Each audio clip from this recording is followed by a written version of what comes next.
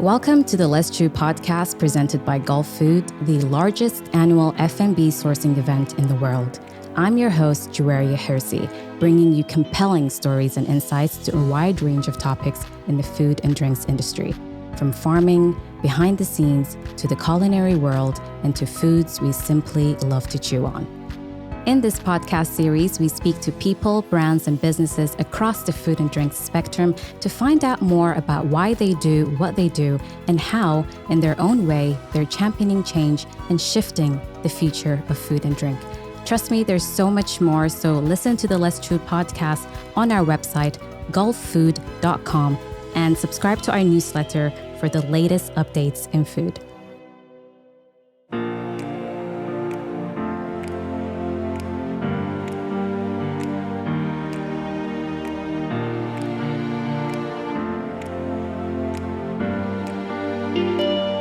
Welcome to the Let's Chew podcast. As always, I'm your host, Lamis Al Hashimy, and today we're joined by a true sustainability champion, Lamis Al Hashimy. Lamis is the co-founder of Palmade, a UAE-based company that's turning a local tradition, the date palm, into a global solution for eco-friendly dining. And it's such a pleasure to have you on the show, Lamis. Thank you for having me. I'm so glad to have you. This is your first podcast, yes, which is exciting. Yes. So, Lamis, I'm very fascinated by how Palmade is transforming fallen date palm leaves into something as essential as cutlery. Mm-hmm. So tell me about your story and how did the business come about? When was the aha moment? Sure. Our journey has been probably an 8-year journey now. It did not start with making cutlery. In fact, it started with a hobby.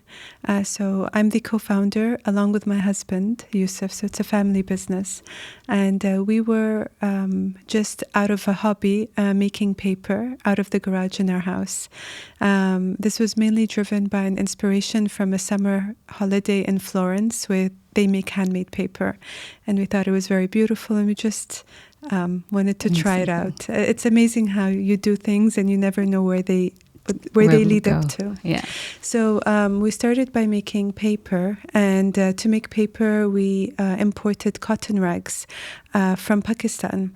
So they were very soft, very beautiful handmade paper, but to us, it ended there. We didn't feel like it could go any further.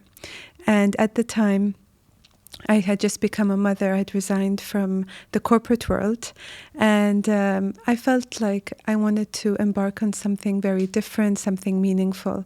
So Yusuf, my husband, and I were looking at the paper and saying, this is not doing what we think it should do. Yeah. What if we tried to make paper with a local resource? Okay. And so here in the UAE, the trees that we have, the two main indigenous ones are the date palm tree and the ghaf tree. And at the time, we were walking near Jumeirah and we noticed a lot of the date palm leaves thrown on the sides of the pavements.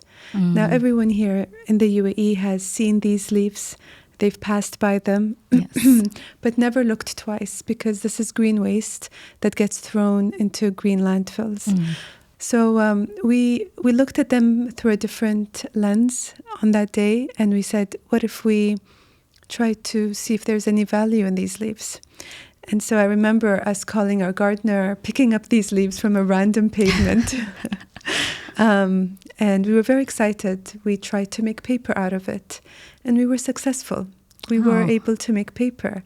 And that was our aha moment, that there is value in these leaves, that they shouldn't be thrown away so quickly or discarded. Yes.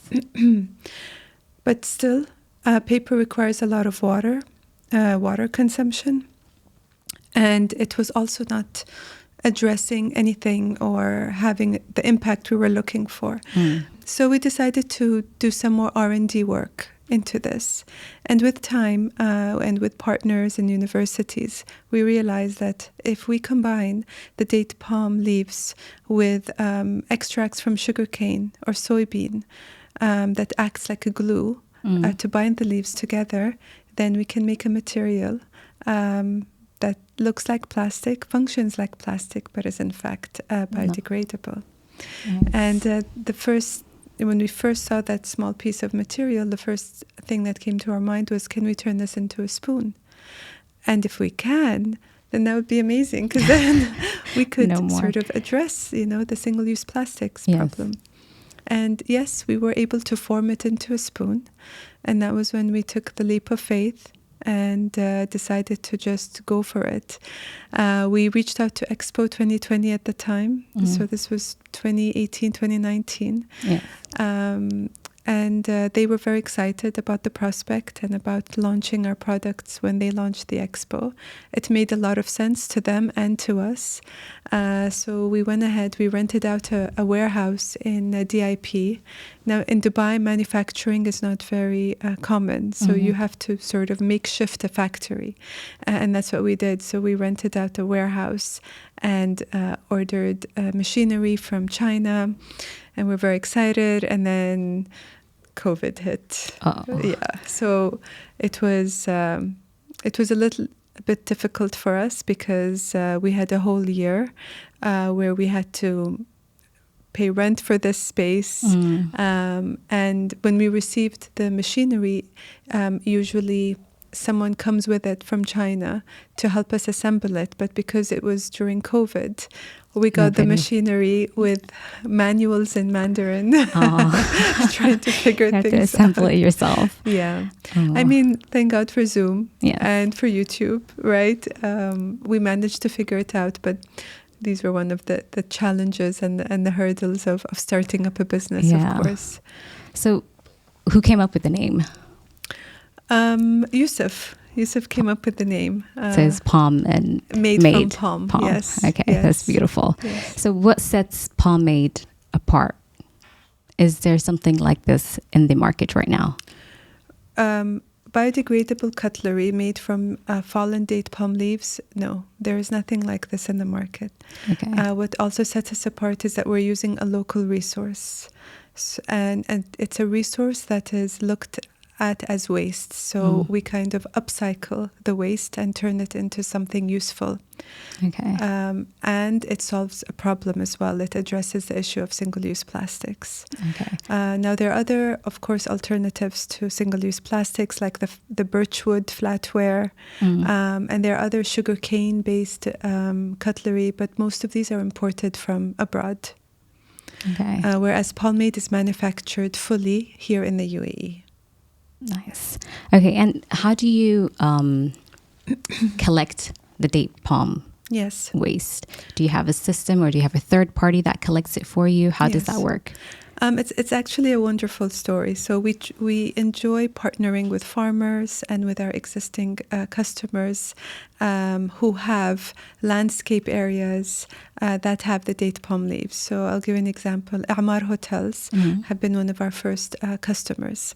And they have lots of communities, such as Arabian ranches and so on, that have all these date palm leaves.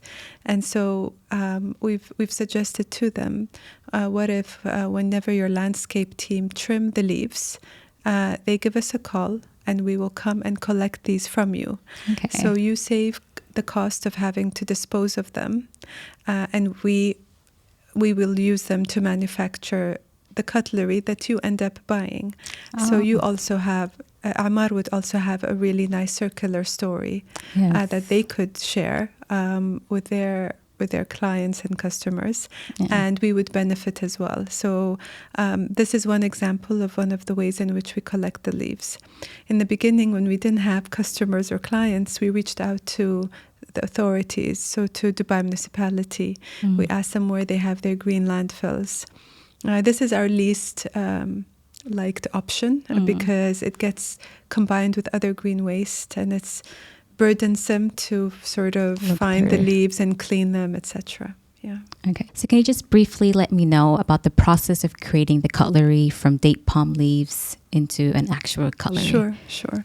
So it's all about combining the date palm leaves with the extracts of sugarcane so that it can bind the leaves together. And our factory does not utilize any water, so it's a dry factory, but we do expose our material under very high heat. And so we create little pellets from the combination of our leaves and the extracts of sugarcane, and then mold these pellets into the shapes of spoons, forks, knives, etc. Okay. So we also look at at Palmade as a materials company, because we are able right now to mold it into cutlery, but it is possible that we mold it into other items that are used for short periods of time as well. So we partnered with a sporting company where we molded our material into golf tees. Okay. And they call it palm tees. Oh. So it's a JV with them. Yeah. And so that's an example of how our material can be also molded into something that's for a short term. Yeah. So the UAE's plastic ban presents a fascinating turning point, and you've mentioned how you're helping replace all those plastic cutlery with the Palmade cutlery. So how do you help, or what is the strategy behind partnering up with F&B businesses to navigate the UAE's plastic ban and make the switch to eco-friendly more seamless for brands? Yeah. I mean, the sustainability sector is quite a misunderstood one. And so it takes a lot to help shift the mindset of F&B outlets or hospitality or catering companies from plastics into biodegradable alternatives or eco-friendly alternatives. What we believe is that the customers are already there and that they have that expectation. And that is how we try and help our F&B partners realize that the shift is important, because there is that expectation. And you don't have to necessarily wait for legislation. Clearly, the government is also convinced that this needs to happen. And they're just giving us time to prepare and, have it phased out. And that is why the plastic ban on cutlery is going to be in effect in 2026. Yes. So when we speak to our customers, we tell them, look, the end user is expecting this of you. You will be a pioneer in making this shift. They will look at you in a different way, because you're going to stand out from the other F&B outlets that are just waiting for legislation to come through.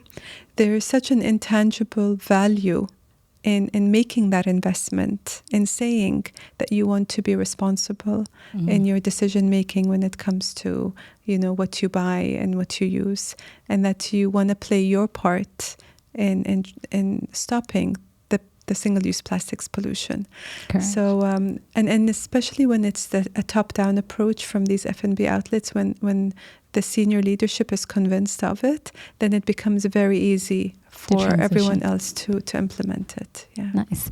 So beyond the environmental benefits, how does your date palm cutlery enhance the dining experience for customers, incorporating the UAE's cultural heritage tied to the date palm leaves? Yeah, I think it's a beautiful story.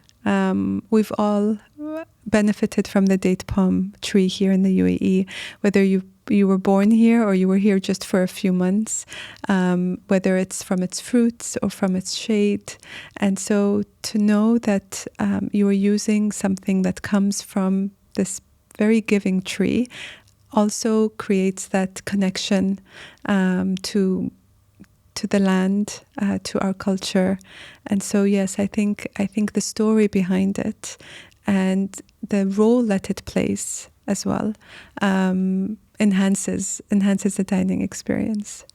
Do you think you're looking maybe in the future to make materials that also taste like dates, or some other aspects that can incorporate more on the experience of tasting? We haven't explored that yet. Yeah. But that's something we will consider. Yeah. Thank you. It's pretty cool too. That's a great idea. Yeah, like the flavor of the date, or maybe that would be pretty cool to see. A lot of people who visited our factory have said that it smells like caramel. Oh, okay. And that could be because of whatever sugar remains from the leaves. Okay. So our factory does smell like caramel. And in the beginning, our cutlery did have a scent, but then it wasn't, not everybody enjoyed it. Okay. And so then we had to adjust our formula to make sure that that's not there Caramel anymore. is better. Caramel, yes. Okay, so what advice would you give to other entrepreneurs looking to break into the sustainability product market within the F&B industry? Yeah. Like I said before, I mean, the sustainability industry requires a lot of collaboration.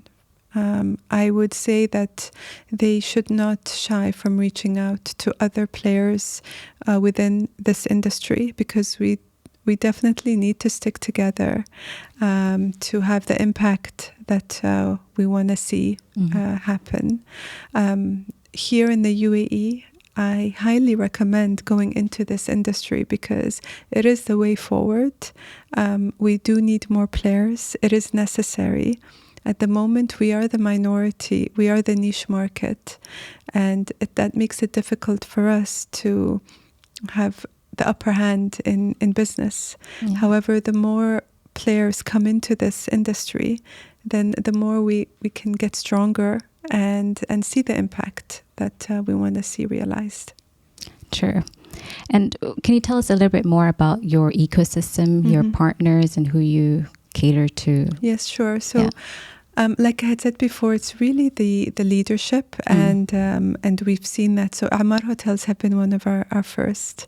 We supply to a distributor that supplies to Abu Dhabi airports. Excuse me.